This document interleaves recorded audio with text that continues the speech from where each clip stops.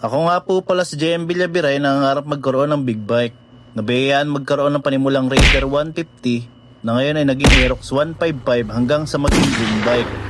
At kung paano natin tutuparin yon, yun hindi ko pa rin alam. Gago! Hep hep hep hep hep.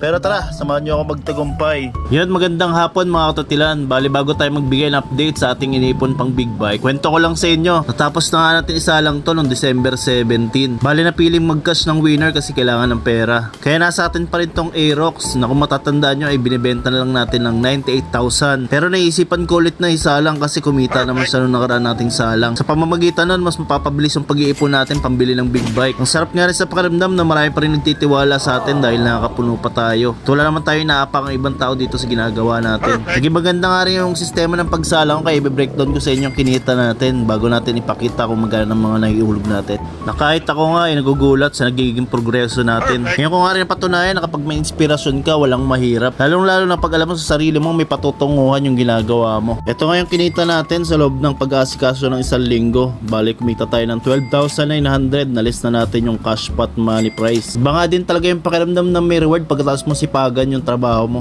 Itong December 16, nakapaghulog ako ng 3K kaya naging 37,000 yung inipon natin. Tapos December 17, nakapaghulog ako ng 3,000 kaya naging 40,000 naman yung inipon natin. At itong kinita ng Aerox natin sa pagsalang, 12,900 kaya ang pera na natin ay 52,900. Ang bilis lang din talaga mga katutilan, ano? Ang ganda nga rin na naging epekto sa akin itong pagdodocument ko ng ginagawa ko. Karoon nga ng magandang resulta kaya meron tayong 52,900 na iniipon sa UD. Ang value ng Aerox nating 98K.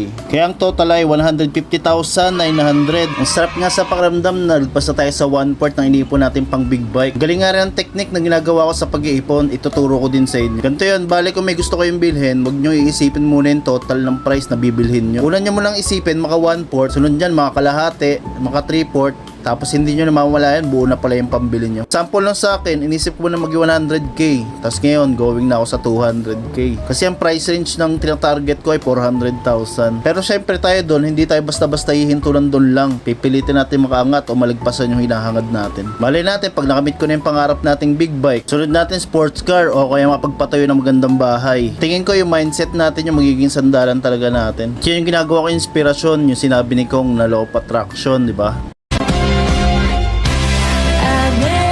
As with the law of attraction, mga kaibigan, it exists. If you want to change your life, you have to change your mind. Okay? I'll start it with that. Kung gusto mong baguhin ang buhay mo,